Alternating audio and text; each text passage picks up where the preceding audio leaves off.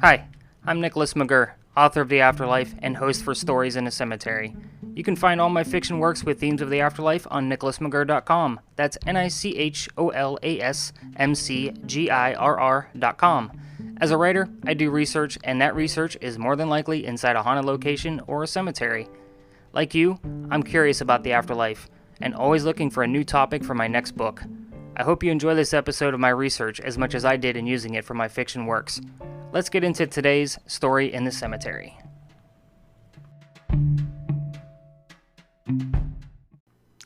Hello everybody, and welcome to episode 11 of Stories in a Cemetery. So glad you came back. My apologies. It's been a crazy past, I don't even know how long it's been since I recorded episode 10. But thank you for hanging in there. It has been kind of nuts around here. A couple cool things have been happening, and this will kind of explain why I've been kind of absent out there in the podcasting world. I've been obviously starting a new job, a new 9-to-5, so that's been kind of taking up a lot of my time. And if you don't know already, I'm a writer.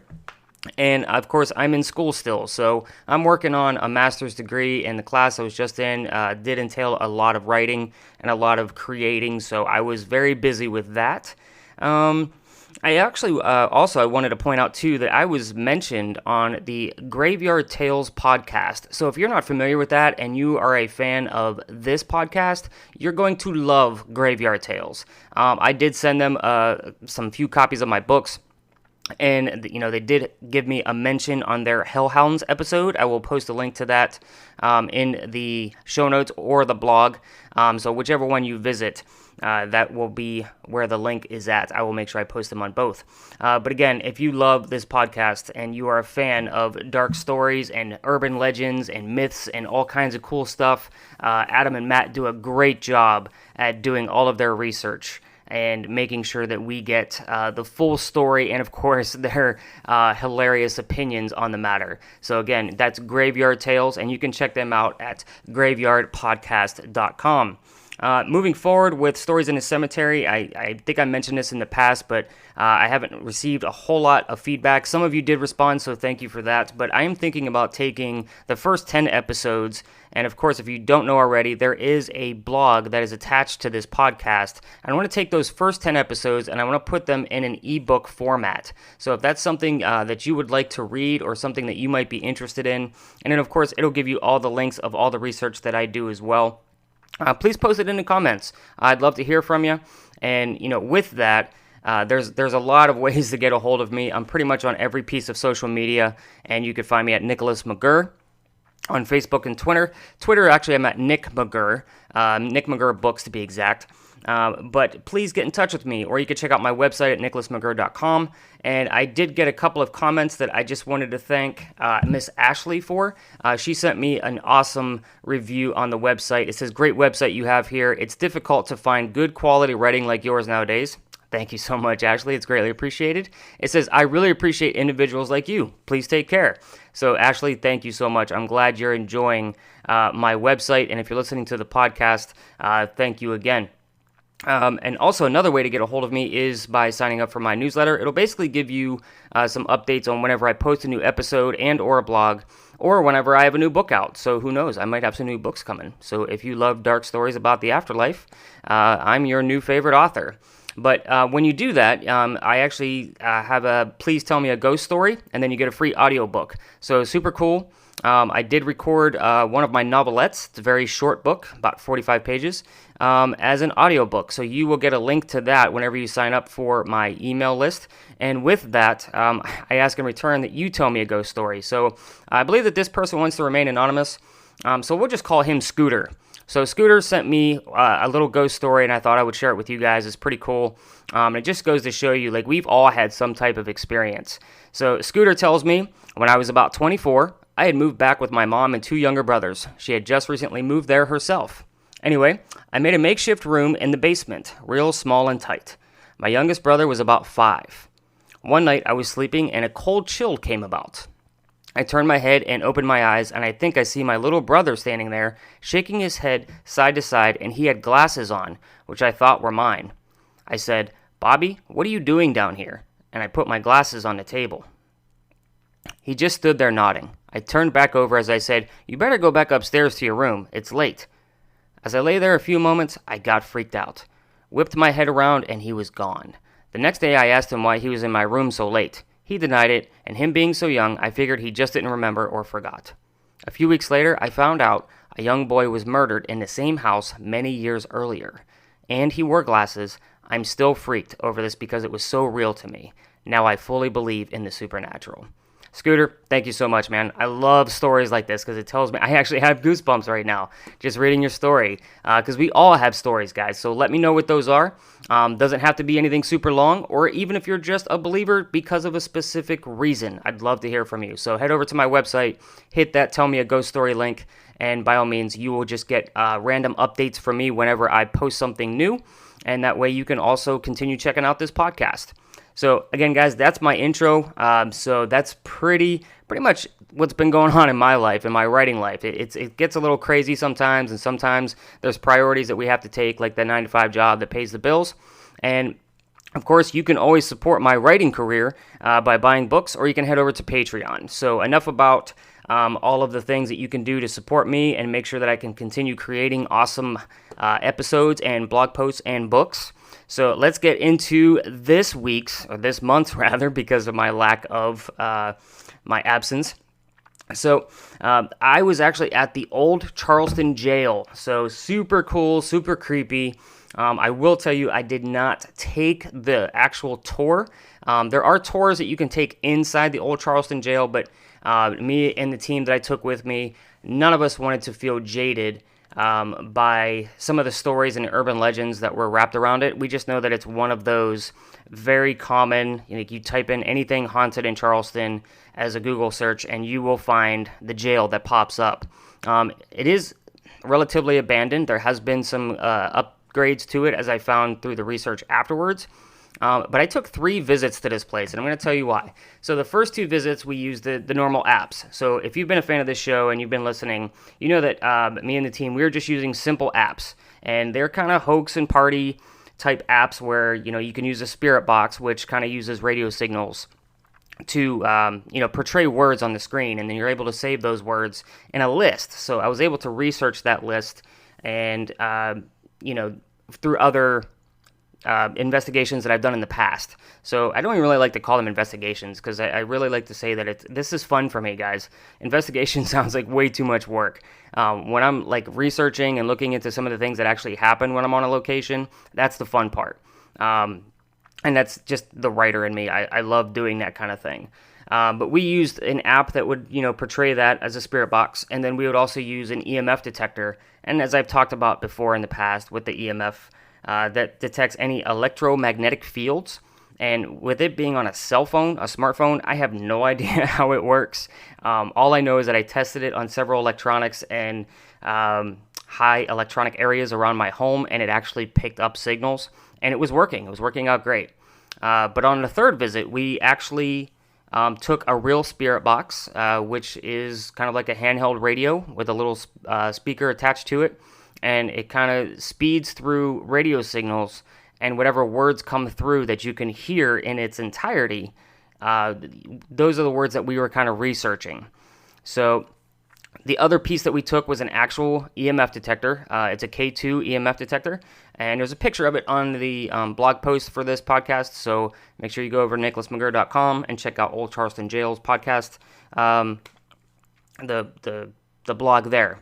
But a lot of cool things came out of this. So the first 2 visits with the spirit box, we went to the front gates, which is pretty creepy. You can see pictures of it, of course. I put them up on the website.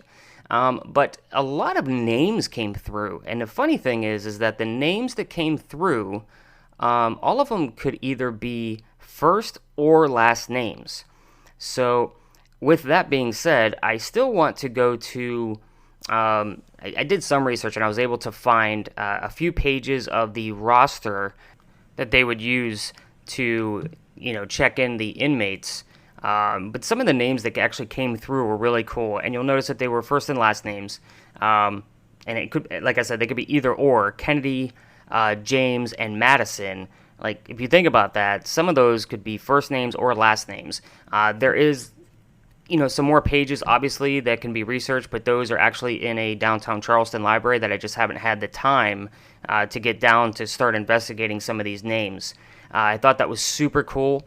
That we actually had names come through, and it wasn't like every once in a while we'll get names when we were on other locations, but when it's a pattern, because I had 3 to 4 pages or screenshots rather of names that go through from the app. So again, these names that came through, they were from the app. Now when we went there with the spirit box on the third visit, 2 things actually came up with names in it that kind of sparked some interest there. The first one being, why John, as a question. So, why John? And you're probably asking the exact same question. So, a brief history of the Charleston Jail. It did have the what's known as the first American serial killer, located inside this jail, and that was Lavinia Fisher. And her husband, John, was also part of the same charges that Lavinia had. Of course, there's tons of videos on this, and some people argue if she was actually the first serial killer or not in America. But at the same token, John actually felt some remorse and did an apology to the city and to some of the officials that were in Charleston at the time. And a lot of people didn't believe that he was even part of, Lavinia's charges of being the first serial killer. So the question that came through the spirit box very clearly of, why John? It just made kind of sense when I started researching it. It made complete sense. Another name that came through, and this could be just something very common, and I'll do some more research. The name Father Morgan came up. So, obviously a priest of some sort. And, right after that came the word South Carolina. So if you think about that for a second, if you've ever worked with a spirit box, it moves through these radio waves very fast. You can actually set up the speed, and it just sounds like a ticking static noise. It's very fast. So South Carolina has 5 syllables in it. That's a long time when you're going through that spirit box for it to actually come through very clear as it did for us at least. So that was why John, Father Morgan, and South Carolina all came through the actual spirit box, which I found was very cool that we were getting such clear messages. Other things that came through on that spirit box, July 20th, and it's an accident.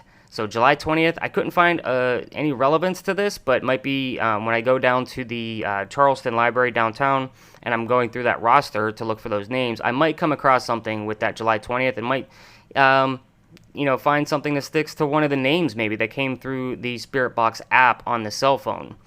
So, guys, we're going to take a quick commercial break, and I'll be right back to tell you about some of the other really cool stuff that happened with the new equipment. Take a listen.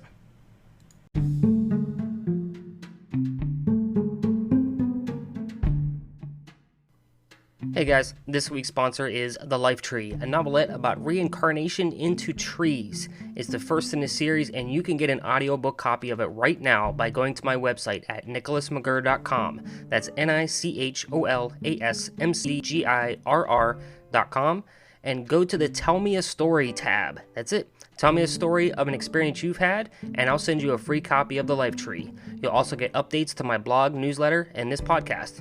Back to, me, for the rest of this week's Story in the Cemetery.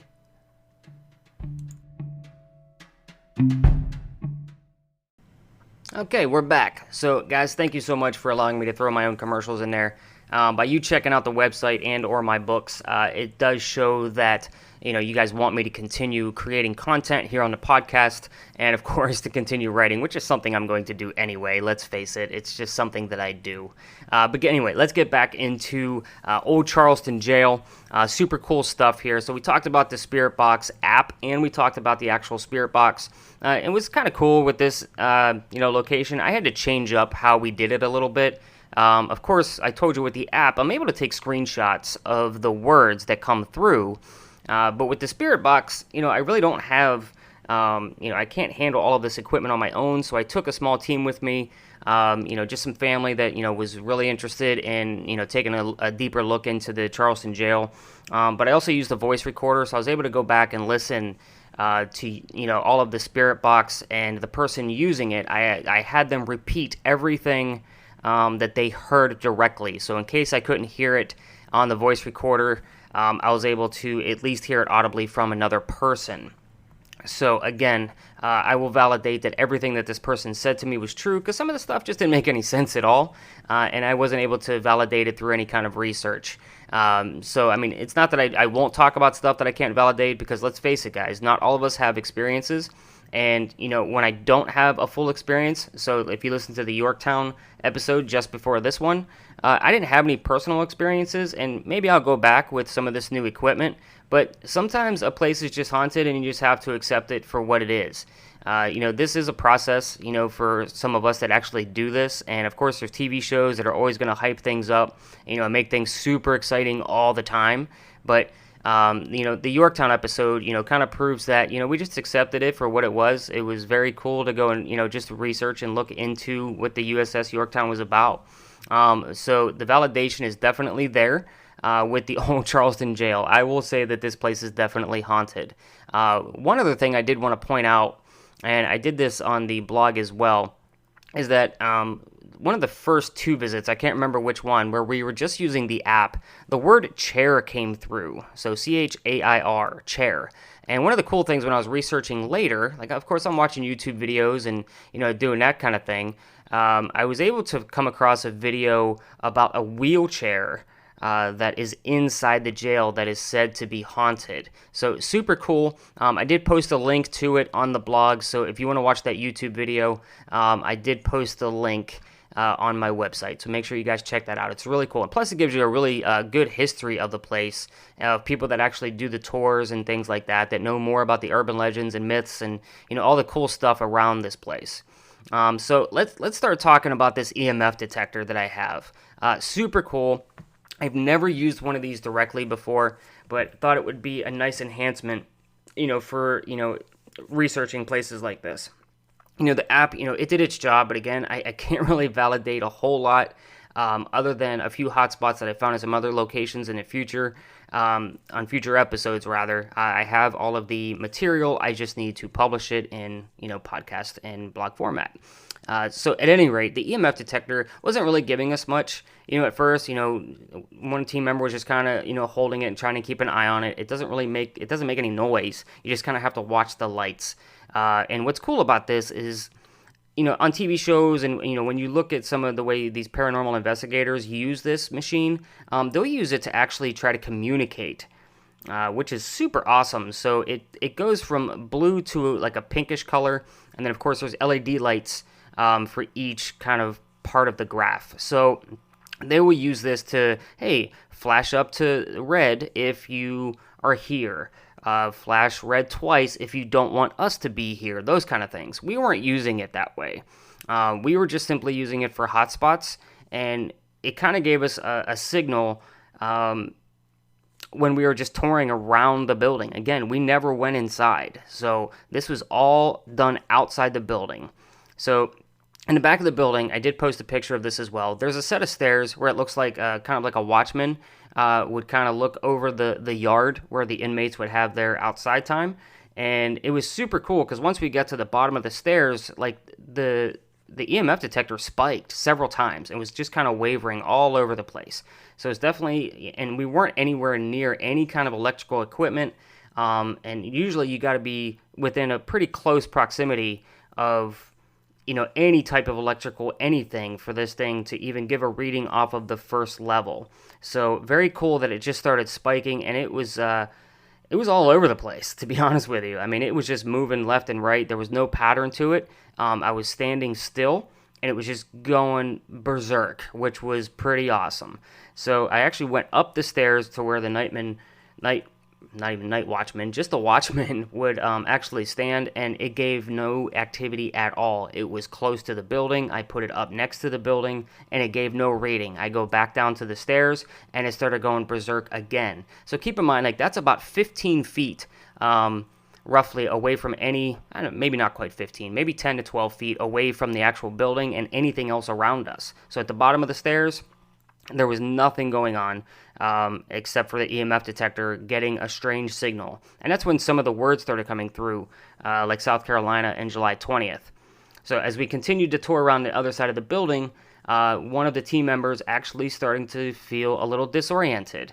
And this was said to me before I could use the spirit box or check on the EMF detector. But it got to the point where she almost fell. So she was kind of leaning on me, and then I looked down at the EMF detector, and it's going berserk. Now, here's the cool thing. We're literally in the middle of the parking lot behind the building. So it would probably a yard at some point in time for the inmates, but now it's being used as a parking lot for anybody that wants to visit and some of the neighbors possibly. So we were about 50 feet away from the building. And the nearest vehicle was probably a good 5 to 8 feet away from us. So even if there was something electronic in one of the cars that was nearby, I wasn't close enough with the EMF meter to actually pick it up. So that kind of told me something else was going on. And of course, we tested this whole theory. We walked away after, I made the team member walk away first. So that way she could start to feel better. And then I went back to that area after the EMF meter started to calm down in another area and didn't give any signal. And the minute I hit that proximity in that little vicinity of the parking lot, it started spiking in. So super cool. I didn't catch any spirit box activity while I was standing there.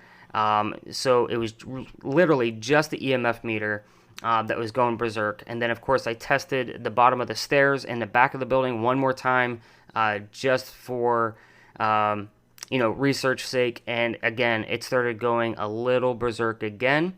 And I think I visited a third time where I didn't have anything happen. So it was one of those, all right, we got what we needed. We need to move on. The team members were starting to feel some headaches coming on, the disorientation, a little bit of dizziness. So there's definitely some activity going on with the old Charleston Jail. Quite possibly, if I get the opportunity to get down to the old Charleston Library, I say old Charleston Library. It's not an old library. It's just holding a lot of the older books and documents. I will do some more research. I have all of this saved, so I can go and research the names, the dates, and maybe some of these other things that come about. Now, if I do find any actual proof of some of those dates and things that might connect, I may do a second episode. Who knows? So you let me know if you want to hear more research or you know anything about some of those words. I'd love to hear from you. So make sure you check out the actual blog post on the website and hit that Tell Me a Ghost Story button and tell me your ghost story, and maybe I'll read it on the next podcast. As for now, guys, I cannot thank you enough for listening to episode 11 of Stories in a Cemetery. This has been the old Charleston Jail. Tell me more. I want to hear it. So, guys, I didn't do a full, lengthy blog post on this. I just wanted to get the research up there and show you guys some of the new equipment that we're using here. And again, I got some really cool episodes coming up. I will tell you that one of them is right here in Summerville, South Carolina. So if you're a local, just know that I'm hitting all these local areas first before I start to venture out even further. Some places I do have coming up might be in Florida, might be over in Georgia, and who knows, I may venture west to hit some of those states. So if you've got somewhere super cool that you'd like for me and my team to come take a look at, we'd love to hear from you. And if you have an experience there, of course, tell me your ghost story, and I'll talk to you guys next time.